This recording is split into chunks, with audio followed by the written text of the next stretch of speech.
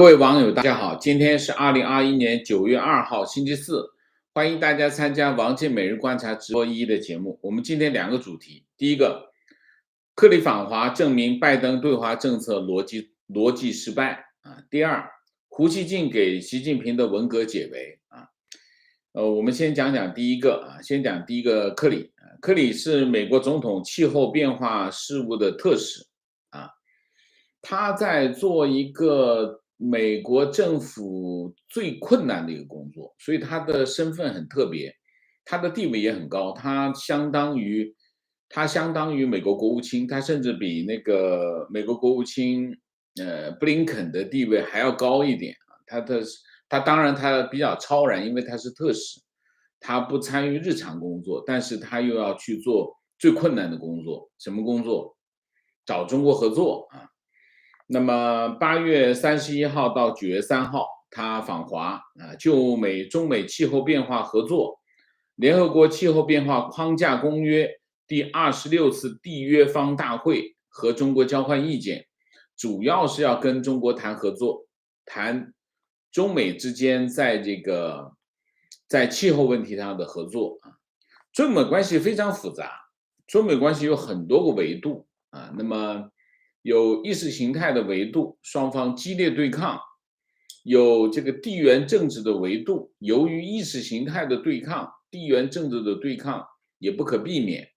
然后有战略利益的对抗，战略利益的维度啊。那么中国是一个崛起的大国，那么对美国的战略利益形成威胁啊，所以战略利益有这个维度也是在激烈的对抗。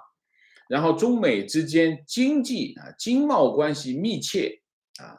那么过去40年中国改革开放，中美经济高度融合，所以中美之间在经贸这个维度呢是高度合作、密切合作的一个这样的关系，而且中美经济体它有相互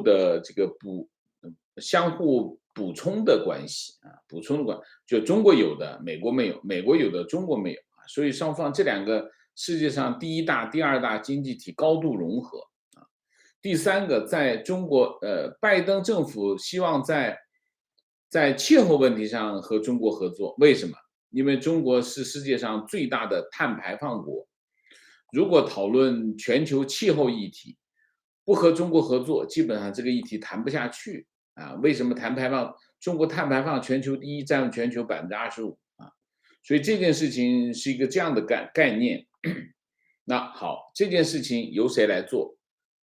这个特使，美国总统特使克里啊，克里去代表美国去和中国谈啊，所以这是一件非常困难的工作啊。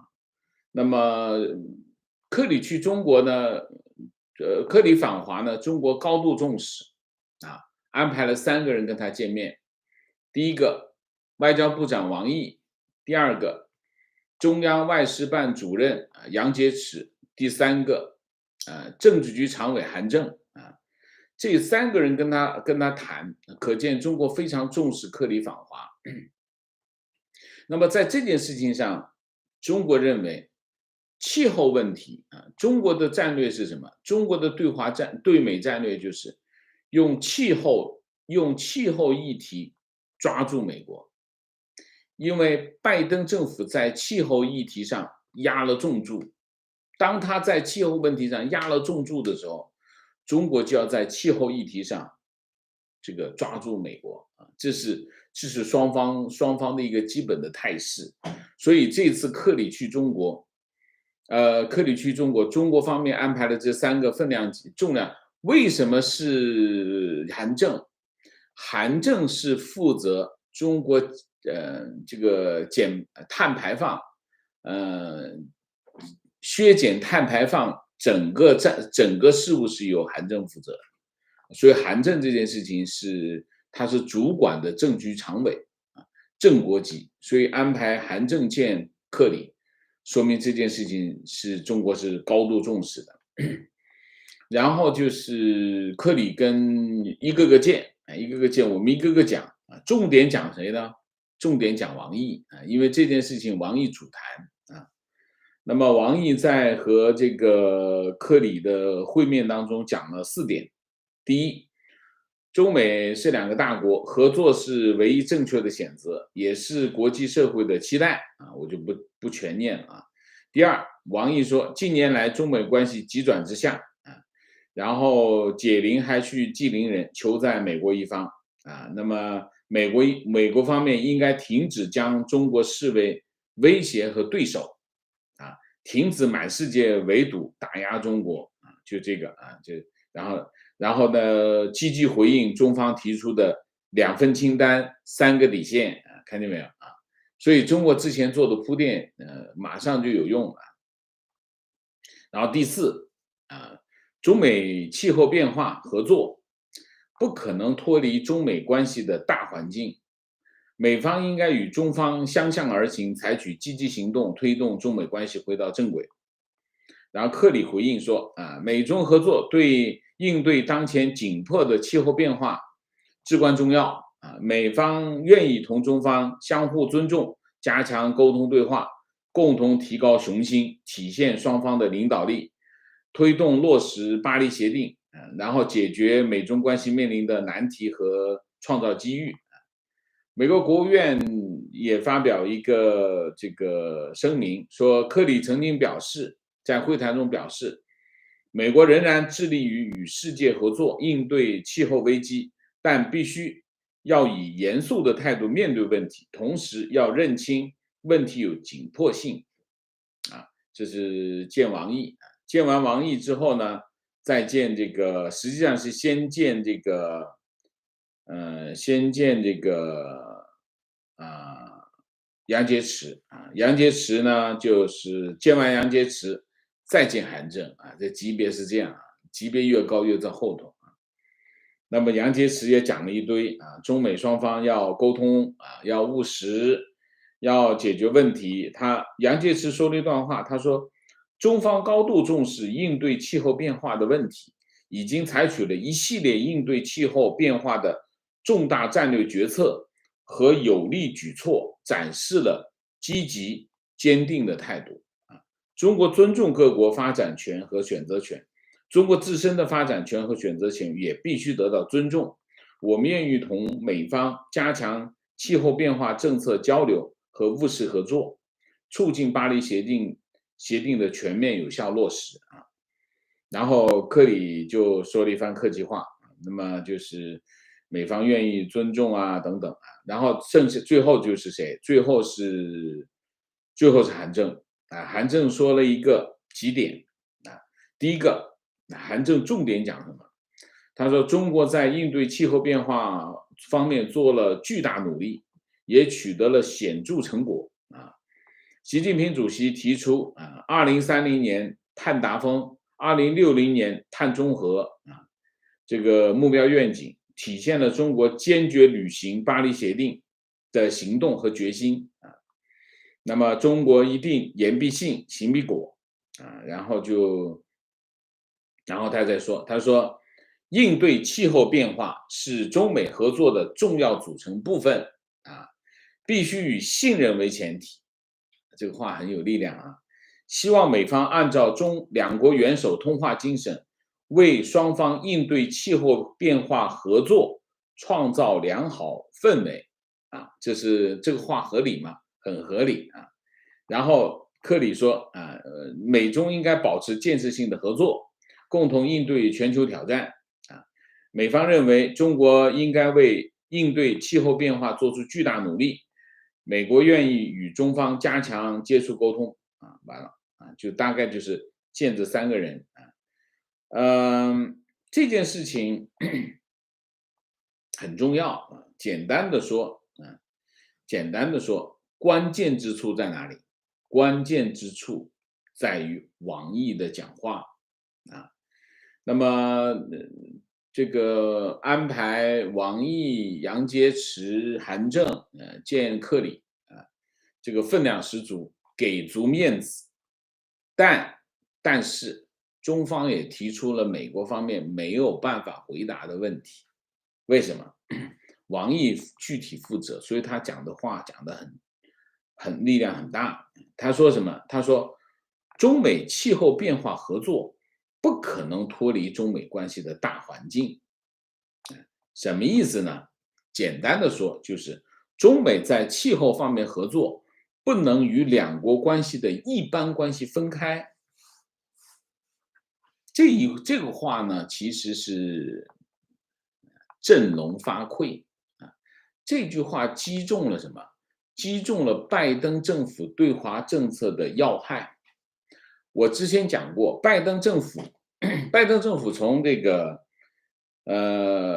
国务卿布林肯3月3号发表的这个首场外交政策演说里面就讲得很清楚啊，中美关系的3个基调啊，就是主要的因素，中美关系的主轴是竞争关系，中美之间是竞争关系，但是呢，需要的时候对抗，必要的时候合作，这是一个中美关系的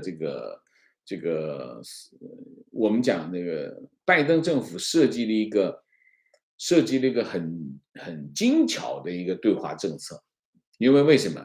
因为中美关系非常复杂，我们说了有这么多个维度，每个维度的状态不一样，是比如说中美的在军事上的对峙非常激烈，特别在台湾海峡。你比如说中美关系在南海问议题上，非常强烈的对抗啊，那军事上的对抗已经到了非常危险的地步啊。那么中美在经贸合作上面又非常的密切，谁都少不了谁。那么中美在科技领域的竞争也非常的激烈，等等，所以中美关系非常复杂。拜登政府呢，采取了一个和川普政府完全不同的对华政策。川普政府的政策就是一条脱钩，我不跟你玩。过去20年你占了我这么多便宜，你也靠我依赖我，你现在威胁我，我怎么办？我就跟你脱钩，你就别占我的便宜。我不靠你，我过得挺好。你很靠我，你就会很惨。你跟我脱钩，你会很惨。这川普政府的对华政策就是脱钩。拜登政府觉得这个政策呢很粗糙，为什么？因为在这个脱钩的过程当中，中美关系这么密切，那么一刀切下去，连皮带肉啊，那血刺拉扎，美国也会受到很大的损失。所以拜登政府说，我们做一个更精巧的政策，就是该合作的地方还要跟他合作。总体来说呢，保持我自己的强大，保持我的竞争力，保持我的实力，用力量去碾压它。但是在对抗的时候，坚决对抗。这个政策看得过去非常的精巧，但这个政策出来之后，当时我就批评这个政策，这个政策左右互搏。为什么？你想一下，两国关系它是一个整体，你不可能，它的整体是什么概念？国家的政策它都是连通器啊，其实它的水位是一致的，所有的政策必须是连通的，所以它连通器里面的水位是一致的。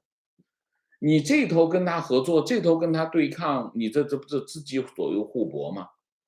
他怎么可能在跟你对抗的同时又跟你合作呢？他不可能做这种事情啊。所以实际上呢，拜登政府设计，当时我就批评说，这是一个左右互搏的政策，你很难去实现这个又合作又对抗的这个动作。哎，拜登政府想了一个办法，想了个什么办法？把它区隔开。连通器里面的水位不是一致吗？对吧？大家理解，这是个物理现象。实际上，对外政策是一样的，两国关系也是一样。拜登政府想了一个招，想了个什么招呢？我把它隔开，不就不一致了吗？你在连通器里面设一个什么呢？设一个阻隔器、阻隔板、挡板。我在各个政策之间，我在各个不同的领域之间设个挡板，那么它水位就可以出现高差了。那么这个地方我就合作，这个地方我就干什么呢？我就这个对抗。所以呢，我设定围栏，这就是拜登政府上台之后制定了他的这个三个对华政策的对华策略的模式之后做的主要工作。首先是3月份的什么？3月份的阿拉斯加会谈。阿拉斯加会谈其实是告诉你，我要对你进行这个在实力的基础上跟你对话。那我比你强啊，我就讲给你听，讲难听的话就是你得听着点儿，你要不听着点儿的话，我就收拾你，就这个意思。中国一听就火了，强力反弹，这就是当着记者面火拼的一个实际的场景。但是当时他其实就是告诉你，我要跟你竞争。好了，这件事情中国反弹之后呢，到了天津会谈。天津会谈的叫双谢会谈，一个是谢峰啊，中国那边是副部长谢峰，这边是副国务卿谢尔曼，双谢会谈。双谢会谈其实是更明确的，美国跟中国谈，这样吧，我们还是设定围栏吧。我们在竞争的时候，我们在冲突的时候，我们不要超出这个范围，我们设定范围。我们合作的范围是什么？我们不合作的范围是什么？我们竞争的范围是什么？我们不同的领域，我们不要跑到别的领域去，不要扩大冲突。这就是美国的精巧的对华政策的实施的其中的一个过程。美国是希望把这个连通器区隔开，那么就会有不同的水位。当然，这件事情被中国看透了，上来就给你来几个，刚才说的什么3个底线啊，什么这个那个2个清单啊，就给他打回去了。怎么可能呢？我怎么可能让你用不同的策略来对待我呢？所以呢，其实当时谢峰直接就给他打回去了。所以谢尔曼这次去天津，去想实现什么呢？实现这个连通器的区隔的这个策略就不成功，就没有实现。中国根本不理他，直接给了3个底线给他，给了几个清单给他。那你不是告诉我你在那个3月份的这个阿拉斯加的会谈，告诉我你们要的清单是什么，你们的要求是什么？给我提清单嘛，我这次给你也提个清单。美国就完全给中国就完全给打回去了。好，这次克里去中国访问，好，这是个大秀。为什么？拜登政府的气候战略是他的国家战略，对拜登来说压了大赌注。好，你来求我了是吧？好，那我就跟你讲清楚，讲清楚什么呢？讲的心里很清楚，中美在气候方面的合作不可能和两国的一般关系分开，意思就是讲，你别想做连通器的区隔，你要跟我合作就合作，要对抗就对抗，你别跟我说你这边合作那边对抗，没门儿。讲到底就是这个，这就是我们今天的主题，什么？拜登政府的对华政策逻辑上是失败的。中国方面是绝对不可能配合他进行，我们划定好，在这个领域我们就打仗，在这个领域我们就合作，在这个领域我们竞争，想得美。那美国当然很爽啊，大部分地区它是有实力的，小部分地区它是把对抗放在一个比较小的领域，那就是对中共真不了解。中共要跟你打的是什么仗？超限战。什么叫超限战？超限战就是没有边界的战争。为什么要打超限战？打超限战是因为我实力不够，我跟你实力不够的时候，我跟你打阵地战干什么？我跟你打常规的战争，我一定输掉嘛。我用常规的方式，用常规的武器，用常规的模式跟你对抗，跟你打仗，我一定是输的嘛。那怎么办？我就没有边界的战争。用非传统、非对称的战争方式跟你对抗，我才有可能赢，否则我是输定了。大家排兵布阵往那一排，你这20个核动力航母往这一放，我都不用打，打什么打？根本想都不要想，一定是败的。所以，在这个问题上，拜登政府的对华政策有2个问题。第一个，对中国、对中共缺乏认知，不了解中共，不了解他们的战略意图，也不了解他们的战略战术。当然，最重要的不了解什么？不了解他们现在的现状是什么？这是第一个，这是不了解的问题。第二个，对华政策的设定书生气，书生气讲究精致，讲究不想付出代价。我要控制我要控制损失。你的对手是不计成本、不惜一切代价跟你对抗，你在这里算账、打算盘，那你就输了。我就说西方国家对中国的问题是什么？高估他的实力，低估他的决心，在拜登政府的对华政策上非常典型，这就是典型的西方对华政策的失败，就是高估实力，低估决心，所以实力悬殊仍然会打个平手，原因就在这里。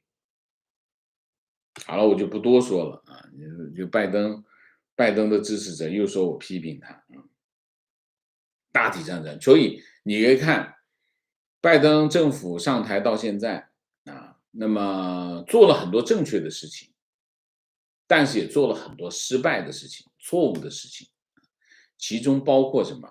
其中就包括我认为他的对华政策的设定有认知上的错误，也有这个判断上的错误。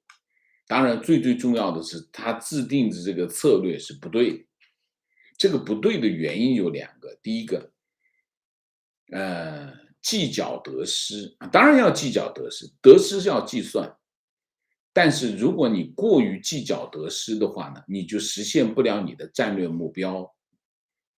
所以，不想付出代价的政策，那一定是失败的政策。所有的政策都是要付出代价，只不过你要选择一些代价比较小的政策，那是没问题。但是你代价比较小，你实现政策目标的时间就会比较长。你代价比较大，你实现政策的时间会比较短。你能选择的只是这个而已，你其他的选择是不存在的。说我精巧一点，所以我本来我又想在很短时间内见效，然后我呢又能少的付出代价，这件事情是不可能的事情。所以我认为，克里这次访华，实际上证明了拜登政府对华政策有逻辑上的错误，然后它是没有效果的，没有效果。好，第一个主题我们就讲到这里。第二个主题我们讲讲胡锡进，胡锡进跳出来了。环球时报总编辑胡锡进，我们叫他胡雕盘胡雕盘9月2号发表一篇文章，这篇文章的题目叫宣扬中国正在发生深刻的革命，这是误判和误导这个标题取得很好，很到位，很准确。他想说的话就是这个话。他这么说，他说最近读了一篇文章，宣扬每个人都能感受到一场深刻的变革正在进行。我认为该文对形势做了不准确的描述，使用了一些夸张的语言，背离了国家的大政方针，造成了误导。这是一个澄清，这是对这篇文章的一个定位。然后他说，该文宣称中国从经济领域、金融领域、文化领域到政治领域正在发生一场深刻的变革，或者说也可以是一场深刻的革命这是对近期国家出台一系列市场监管措施的误读和曲解。然后他在解释胡锡进开始解释，他说这些政策的目的是规范市场，纠正这个资本的野蛮生长等等。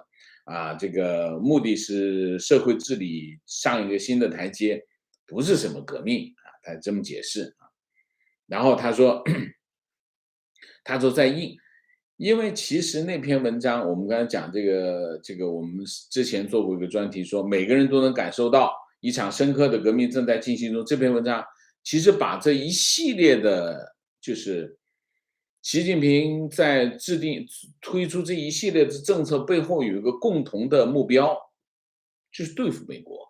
他找了一个大战略就意思就是习近平在下一盘大棋，下这盘大棋的目的就是推动一场深刻的革命。这场深刻的革命的目的是什么？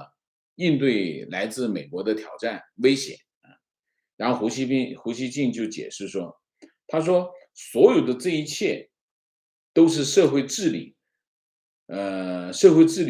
进一步上台阶的完善这不是什么革命。他说现在呢，整个国家都处于一个有序的运行当中那么有能力应对美国的贸易战和全面的战略打压他说你看我们在这个疫情当中，全世界一筹莫展，我们首先控制住了。他说在这个国家里面需要搞一场运动式的革命吗？革谁的命呢？变革乃至深刻的革命，其实一直在中国进行当中他说，文章用一种特殊的西文口吻描述中国正在发生的变革，仿佛这个国家要告别改革开放以及18大以来的基本路线，要形成某种秩序颠覆真的要革命了，确属严重的误判和误导然后他就说，他自己就开始说，他说老胡他自己在体制内因为工作的关系接触很多的人，他说我无论在会议上还是在私下的场合，都没有听说过中国正在发生一场这样的政治动向这就开始好像在掏心窝子话一样他说我反复得到的信息就是中国要继续发展，要不断的用有力而稳健的方式自我完善这个胡雕盘这个用语还是比较准的他对这个语言的描述他想赖皮，他也会用赖皮的方式；他想表达准确，也能够表达准确。但是他的文字有一点还是受翻译体的影响比较大然后他就他开始否定这篇文章。他说，该文宣扬中国正在变革不仅要摧枯拉朽，还要刮骨疗伤。这种耸动的全局性的宣示，与中国实际的政策严重脱离，属于少数人的狂想然后他开始安抚他说，所以老胡今天写出此文，希望所有人都相信中国改革开放的方针路线不会变，两个毫不动摇不会变，18大以来的重大方针政策一定会坚持。然后，凡是对这个国家这个监管措施的极端解读，大家都不要信这篇文章就讲了这个，我们之前做过这个专题大家都记得这篇文章的名字叫《每个人都能感受到一场深刻的变革正在进行》这篇文章是上个星期天发表不是发表这篇文章其实早就出来。那么这个上个星期天全网通发，中国全网通发，而且全部都是放在最显要的位置，从上至人民日报到新华社，下至新浪、搜狐这个气势很大，基本上全网通发。那当然，这个肯定是这个网信办布置的。网信办的布置当然是中宣部的指示。然后这篇文章出来之后那么当然毫无疑问的引起了海内外这个关注全世界的媒体都在报道这篇文章这篇文章这报道的说法是什么？报道的说法，当然是海外中文自媒体首先提出来，习近平在搞文革，然后其他的这个传统媒体也开始说这个事儿，习近平要搞文革啊，所以习近平搞文革这件事情其实冲击是非常大的啊，因为关于文革呢，中共党内是有决议的啊，然后中国社会也有共识，就是一场就是文革呢，无论是对于中共还是对于中国社会，都是一场灾难。这件事情，中共有共识，中国社会也有共识。那么，习近平这篇文章一出来，习近平马上就被贴上了这个文革的这个标签，大家口诛笔伐。那对习近平来说，这篇文章就是一个负面效果。负面效果，那就要付出政治代价。所以，不愿意承受，不愿意承受这个代价怎么办？那就要尽快的消毒，尽快的消除影响。这个时候谁就出来了？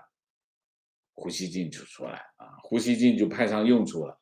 他就是专门来这个负责，这就是中共专门让这个胡锡进来这个做这种高难度的雕盘啊。当然这次也不例外，难度其实不算太高，肯定能雕住。所以习近平就写一篇文章来批评这个之前的这篇文章，叫每个人都能感受到一场深刻的变革正在进行。他说这篇文章背离了国家的大政方针，造成了误导。所以呢，习近平这篇这个胡锡进这篇文章呢，就是否定这个一场深刻的变革正在发生的这个文章啊，胡锡进就出来帮什么呢？帮习近平解围啊，这件事情就是一件这样的事情。所以归根结底是什么？归根结底就是否定习近平正在搞他的新文革啊，那么否定这件事情，就帮他解套，讲到底就帮他解套。这里面有几点巧妙的地方，大家可以看到。为什么这么说啊？第一个，胡锡进作为《环球时报》的总编辑，他去批那篇文章啊，批那篇文章没有发表在《环球时报》做社论，你甚至连《环球时报》都没登，没登在《环球时报》上，登在哪里？登在胡锡进他个人的公众号上，叫胡锡进的个人公众号上。什么意思呢？就是这不是组织行为，登在《环球时报》上那就是组织行为，那么登在他个人的公众号上，这不是组织行为，是个人行为啊，是他个人认为啊，这是第一个。第二个，他的这篇文章，胡锡进的这篇文章，从头到尾没有提这篇文章的名字，就是每个人都能感受到一场深刻的变革正在进行。这篇文章的名字他没提，啊，没提他名字，这个文章的标题，这就是什么？这就是中共的干部啊！这中共的干部为自己耍赖留后门啊！这中共干部很善于干这个啊，特别是做文字工作的人。这两点正好对应的是什么？对应了这个一场深刻变革正在进行这篇文章的面试的方式。你想一下，星期天他出来的时候，他没有刊登在新华社，也没有刊登在人民日报上，他是直接从一个退休的新闻干部的公众号上直接拿出来，大家通发啊，所以他也不是人民日报和新华社的评论员写的文章，是一个退休的新闻干部写的，所以呢，也就是说这篇文章出来的形态就不是中共的组织行为，是中宣部做的一个统计部署而已，但是不是你看不是来自官媒的文章，所以我们可以理解啊，这篇文章是习近平的一个试探，或者是一个对政治对手的一个威胁，也可以说它是一个政治上的冒险啊。当这个试探得到一个负面的效果的时候，当然就不能够用官方媒体来做正式的回应，所以就让胡锡进用个人的身份来解围。那为什么用胡锡进不用其他人呢？胡锡进有他的优点啊，有他的特质，就是选他的原因。第一个，关注度比较高啊，胡锡进这些年攒了很多的关注，大家很关注他，因为他在一些很重要的热点问题上，中共用他来放风，所以他得到了很高的关注度，这第一个。第二个，胡锡进嘴巧会说话啊，理解领导意图呢，把该说的话说好，又不会说漏嘴啊，这胡锡进做的是比较到位的啊。第三个就是胡锡进还会随机应变啊，毕竟是老新闻战线的干部啊，那么能够应付，能随机应变的应付各种反响啊，所以由此可见几点：第一，胡锡进的这个跑出来帮习近平解围，说明什么？说明我们之前判断这篇文章是习近平的试探、习近平的威胁或者习近平的政治冒险，这个判断是正确的。这个胡锡进的这个跳出来的这个行为，确认这是正确的，这个判断是正确的，这是第一个。第二个，习近平这个试探失败了，失败了，说明他功劳当然是海外自媒体啊，我也有功劳啊。那么，因为海外的自媒体揭露了这个图谋，这个图谋被揭露之后，他要承担政治后果，所以这就是这个行动失败，这是第二个。第三个，由这件事情从头到尾你看一遍，你就更加清晰的可以反映了习近平他在连任的问题上遇到了挑战，也遇到了困难。这第三。第四，习近平的试探和冒险反映了他的性格缺陷，也就是他对外界认知的这种缺陷啊，还有就是红卫兵的思维模式。所以，习近平代表了中共的政治生态引发的社会性风险啊，这是一个结论啊，就是习近平代表了中共的政治生态给中国社会带来的社会性的风险啊。这里面有个很有趣的一个细节，这篇文章中宣部在安排通发这篇文章，叫每个人都能感受到一场深刻的变革正在进行的这篇文章，他删掉了最后一段，他不是全文发，最后一段他删掉了。删掉这段我念给大家听一下啊。他说：现在我们每个人都能感受到，万军雷霆正在滚滚而来，一场深刻的社会变革已经开始，不仅资本圈，也不仅娱乐圈，而是整个社会都在经受着这场暴风雨的洗礼。这一段文字其实是点题呀，点这个题目的这个意思啊。而且这段文字真正的反映了什么？反映我们讲的习近平要搞文革。但是呢，中宣部把这段文字给删了，为什么？当然，这个太耸动了，太震撼了。如果他全网通发，连这段都发出去，那就不是说习近平要搞文革，是习近平正在搞文革，习近平已经发动了一场文革，所以他就把这段文字给删了。很多人问我作者是谁，我们之前其实没说，因为不是特重要，其实，但是大家好奇，我也说一下，作者叫李光满，李光满现年62岁啊，那么他上小一的时候，文革开始，所以他差不多跟习近平差不多啊，62岁啊，87年到95年任职华中电力职工大学95年到12年任华中电力报的总编辑，所以他舞文弄墨。他在2019年的12月26号在乌有之乡发表文章，题目是“人生一甲子，归来是少年”。那么他说，他的文章说，12月26号也是我的生日，能与毛主席同一天过生日，我感到无比的幸福啊。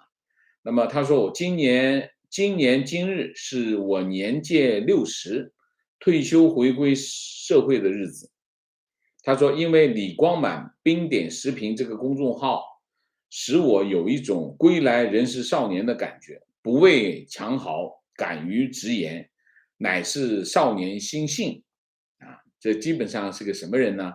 基本上是个混乌有之乡的老红小兵啊，他不是红卫兵，是红小兵，老毛粉啊。那么当然也是曾经的新闻战线的战士，所以呢，他的职业生涯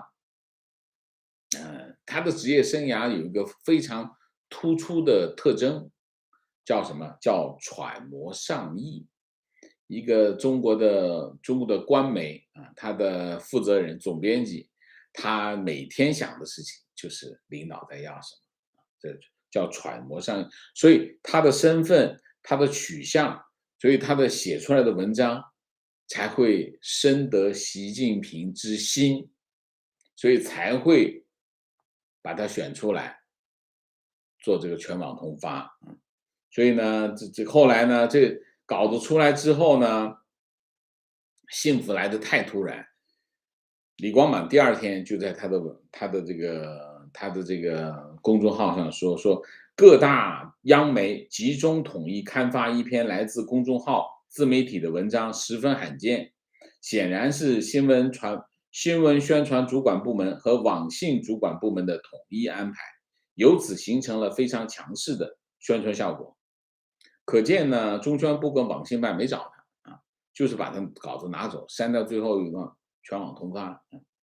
那么以前有人谁受过这待遇吗？有，周小平啊，周小平号称外号周带鱼。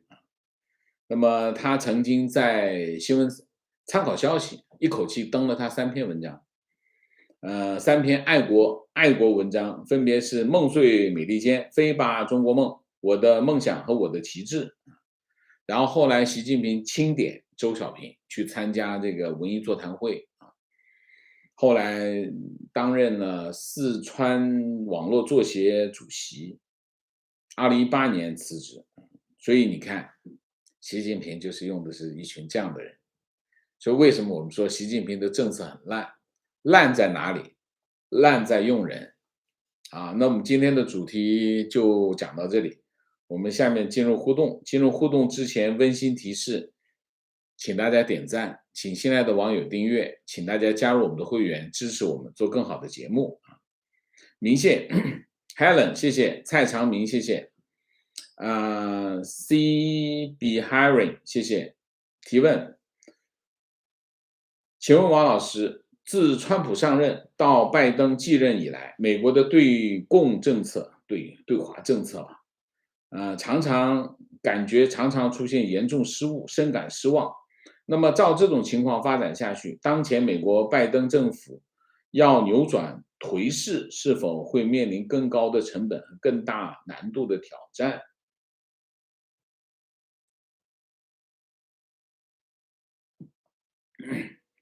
这个世界上的事情呢，就是这么奇妙啊！你看哈，川普政府歪打正着啊。那么本来呢，川普呢还是很想跟习近平合作一把，帮他连任，因为通过中国的订单可以产生一些销售帮助他拉选票。结果一场疫情把川普的这个计划给打乱了。打乱了呢，这个中美之间翻脸开始打，就是已经越过了中美贸易战。中美贸易战不是因为疫情，中美贸易战一开始已经开打，那么已经超越中美贸易战，进入了全面的对抗。后来川普川普发现他对华强硬能得分，所以他就使劲出政策，使劲出政策他能得分，但是同时他又想还要继续保持那个订单，所以你看，中美关系当时是很微妙的，就是说，一方面拜登政府又想维持中美贸易协议，中美贸易协议，因为中美贸易协议规定中国要买美国的农产品，买美国的服务等等，所以他一方面呢又要维持，另外一方面他发现呢，给中国动刀子呢，这个对他的选情有帮助，所以最后拜登政府的做法是什么？就是专门挑那些动静很大、有政治影响的事情，因为它可能帮助他选票。但是另外一方面呢，他又想维持这个贸易协议，所以呢，他的那个动静呢都没有对中国产生实质性的影响。这就是川普政府对华政策的核心和真相，就是大概就是这样。所以有些川普的支持者说啊，这个川普总统对中国非常强硬，这个话没错，非常强硬，但是不出活儿啊，这是一头。另外一头就是拜登，拜登觉得川普的政策很烂，为什么？这个不见效果，没什么效果，而且呢，自己也会有损失啊。那你不行，你这个不好，那怎么办？那我搞个更好的、更高级的政策。所以，拜登政府的政策看上去是更高级，但是高级背后呢有逻辑错误，就是你不可能一国关系有不同的政策，两国关系肯定是统一的政策，不可能说我这个领域又这样，这个领域那样，不可能的事情，一定是统一的战略。就结果就是现在这个局面。但是呢，你看，拜登做对了一件事情，就是联合盟友是做对啊。然后呢，但是拜登其实也不想跟中国发生直接的冲突，他觉得他没准备好。那怎么办呢？因为他还得求他跟他合作，因为他制定那个气候战略，气候战略是个全球战略，中国又是碳排放第一的国家，你一个这样的战略，你必须找中国合作，中国不理你的话，这个战略是没有意义的。那结果拜登把自己给绑上了一个他控制不了的战车。那另外一个问题是什么？哎，拜登其实没有实质性的对中国采取任何的措施，只是联合盟友，联合盟友没关系，习近平帮他把他办不到的事情全办了，所以习近平推出的政策比这个川普所谓的中美贸易战打击中国的经济要厉害得多，随便一个政策都比川普办的所有的事情加在一起还要多，还有更有效。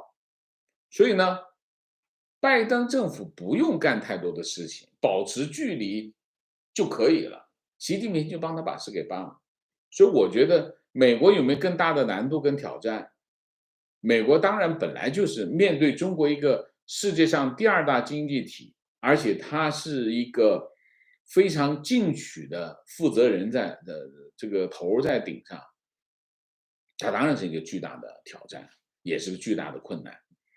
但是美国是有实力的，美国好在美国有实力，就是说我不碰你，你也碰不了我，你搞不了我的，大概就是一个这样的东西。前提有两个，第一个，美国人的共识啊，美国人的共识要对付中国，对付中共啊。第二个，美国共和两党的共识就是要对付中国，对付中共，这个共识很重要。至于美国政府现在连滚带爬，从川普到拜登都是连滚带爬，都不靠谱，两个政策都不靠谱，原因是误判，就是没有判断清楚对方，同时也没搞清楚你到底想干嘛。如果美国的对华政策不调整到一个核心地位上来，所有的美国的对华政策都是假摔。什么？就是对付中共。美国的对华政策其实要聚焦在中共身上，你不解决中共的问题，你就解决不了中国问题。这是从川普政府到拜登政府都没有搞明白的一个问题。就算是川普政府有很厉害的中国通啊，也没有搞懂这个问题。观点不懂美国为什么觉得他可以跟中国谈出结果，这个是好问题。而且相信中国能够按照协议好好执行。中美贸易协议还不够说明中国就不会老是执行协议的内容吗？这是一个非常典型的看法啊。但是，但是还是各位包括美国政府还是一样犯了一个同样的错误，低估了中国的决心。为什么？你想一下，当中国判断好了、判断清楚了拜登政府的国策之后，他知道拜登政府压了重宝，重注压在了气候变化上，那怎么办？习近平也压了重注在气候上。所以你可以看啊，今年3月份到现在，中国限产限得非常厉害，钢厂，中国的钢厂，中国的这个有色金属，整个的一条线全部压得非常的厉害。目的是什么？减排，碳排放，就是碳排放的目标。现在各地都在做这件事情，为什么？就在这儿等着呢，你看见没有？就在这个气候问题上等着这个拜登呢。他真这么干，这第一个就是中国真在碳排放的问题上真在做他的政策，各地都在做，你去看一下就知道。而且这个碳交易平台已经上线，虽然八大行业只上了一个行业，但是它已经上，电力行业肯定是碳排放的主要的核心的这个行业，然后陆陆续续的8大行业都会上去。碳排放交易起来，然后这边各个省都开始抓这个碳排放，所以碳排放这件事情上，你讲其他的中共没有做，但是这件事情中共肯定在做。这就是什么？这就是捏住拜登的其中一个非常重要的手筋。你看这韩正说的，韩正说的很有底气啊，我们已经开干了。所以习近平做出这个碳中和、碳达峰的这个承诺，他是把它当做一个政治任务去做的，所以对中国的冲击是很大，对中国经济的冲击非常大。不管，我先把这个守住，在这里守住谁呢？守住拜登。拜登，你迟早要走到这里来，我就在这守着你。然后你得讲清楚，你到底是跟我合作，还是跟我对抗？对抗，对不起，我们就不谈了。合作好，你就不能仅仅在气候问题上合作，地缘政治上你也得跟我合作，其他领域得跟我合作。哎，拜登的对华政策不就啪崩掉了吗？对吗？所以呢，实际上呢，我觉得我不知道美国的这些精英们都在干什么，睡觉吗？睡得够沉的呀。观点让中共起来，对美国利益来说是最大的卖国，可以这么惧怕解体的苏俄阴影，结果竟扶持一个十几亿专制政体，然后对他存有幻想，这个真的太逗了。结果现在让中共天天宣传自己的体制优越，然后说美国衰退，美国当初怎么算的，天知道。观点：中美之间不会有局部对抗这回事，因为中国就是全面在对抗。美国如果只想做局部对抗，就是准备失去其他部分的防线。美国似乎没有认知到这一点，对呀，这是左右互搏嘛，这是不可能，这是不可能成立的事情。嗯，傻吗？你觉得谁会这么傻？观点非常同意王先生的观点，美国是要和中国打正规战，而中国在打的是超限战。中国只申诉不能越过的底线，而具体行动是不可言喻的。如果这样下去，会出现阿富汗的状态，美国的肌肉健壮，但会打不赢。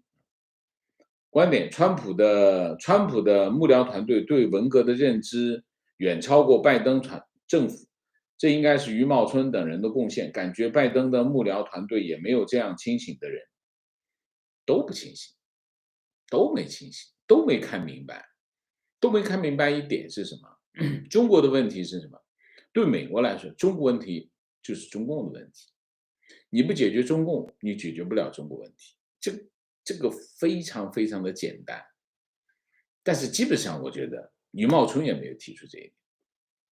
美国政府在中美关系政策方面，在对抗中国的问题方面，没有看明白，你要对付中国这么庞大的国家，这是一个完不成的任务，因为中国有十几亿人口，所以美国政府要选择跟中国对抗这件事情本身，没有人下得了这个决心，这就是现在的问题的关键。但是如果你把中美对抗变成美国政府对抗中共，就像当年对抗苏共那样，这个问题的答案就有，还是没搞不懂。观点反共者是以推翻中共为目的看美国的政策，而拜登政府既谈合作，那他的目标就不是推翻中共，反共者会感到失望。我觉得不是反共的问题啊，就是说美国要解决这个问题的话，他就必须解决中共的问题。其他国家的人在美国，包括在美国的华人，是拿来做反共这个议题，期望美国总统反共，是期望他要搞清楚他怎么去解决中国问题的问题啊，这是个战略的问题啊。观点聊天室很多川粉又开始捧川普的对华政策，川普的对华政策很烂，很烂啊！我还是这么讲，很多川普的支持者不喜欢听，我还该告诉你，川普的对华政策就是典型的公器私用，就是非常典型的公器私用。所以我们可以辩论，我们可以找个地方辩论，我们可以把川普的每一项政策拿出来看，他的指向都是他的选票，而且他的所有的政策都是雷声大雨点小。为什么？他不敢碰那个中美贸易协议，这是问题的核心。有一天，拜登政府把中美贸易协议扔掉，拜登政府就想明白了对华政策。拜登政府就到现在也没想明白。观点：以前王老师说中美贸易协议是川普的软肋，现在碳排放的问题是拜登政府的软肋，都被中共拿得死死的，非常对。现在拜登的软肋是气候协议不仅仅是拜登政府的软肋，而且是拜登政府，你想拜登政府的国策，这是气候问题，那已经超过软肋了，超过软肋。观点：拜登政府不是对中共缺乏了解，而是根据其利益制定的对华政策。什么叫利益？不同意。什么叫其利益？其利益是谁的利益？你讲清楚。这种表述是不严肃的，不严肃的。突发事件：习近平在2021年中国国际服务贸易交易会上宣布，将新设北京证券交易所，这是继深沪交易所后，中国大陆的第3所证券交易所。老师你怎么看？为了毁掉香港做准备？胡扯，他怎么会毁掉香港做准备？让美国公司在香港上市，全部在北京上市吗？那不靠谱。为什么跑到北京去设个交易所？不理解。北京，你想一下，这是个非常有趣的政策啊。北京，习近平把北京当做他的皇城，所以他在疏散什么呢？疏散北京的一些功能到其他地方去，到他们叫什么？那个叫通州啊，通县，其实原来叫通县，疏散到通州去，市政府的往通州班，就是要把北京的功能缩小的聚焦在首都功能。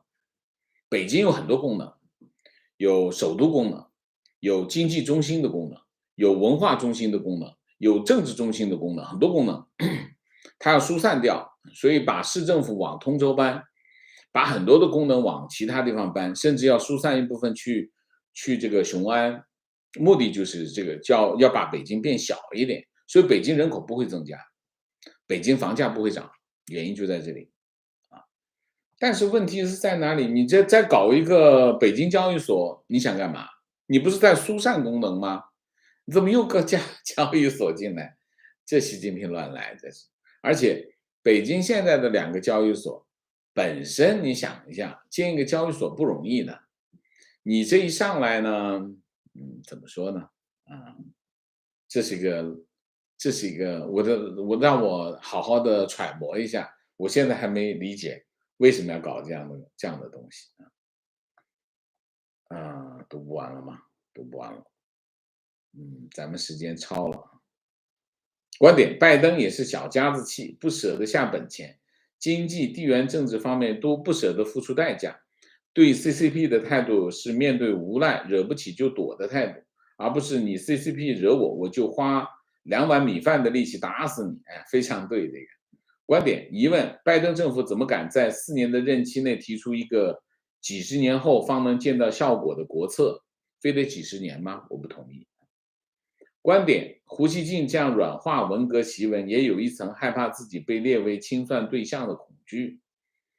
那他跳出来，不就是直接被一枪打了吗？对吗？所以不是基于恐惧，是基于领导打招呼。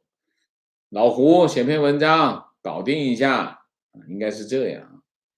这种人，这种事情怎么能够随随便便做的？不是的，一定是有领导打过招呼的。观点：胡锡进澄清只能说明习这次文革威胁失败，但如果有必要，会用其他的方式发动群众运动来服务于权力斗争。非常对。观点：要了解中共，必须了解它的历史，它的很多习惯其实来自苏共，比如布尔什维克时候互相举报，比如斯大林从格鲁吉亚地方派系斗争中养成的思想犯罪连坐亲属，不正视其历史，就不可能有正确的判断。非常对啊。提问：王老师一直不理解美国为什么又开始为华为提供芯片，请王老师解读。那是车用芯片。情况，广州出台2手房指导价，链家已经下架所有超过指导价的房源，这比深圳更狠，因为深圳只是不允许超过指导价的房源展示价格。OK， 好，我们今天的节目就到这里，感谢大家的参与，我们下一个节目再见。再见之前，请大家点赞，请新来的网友订阅，请大家加入我们的会员，支持我们做更好的节目，做更好的自己。谢谢大家，谢谢。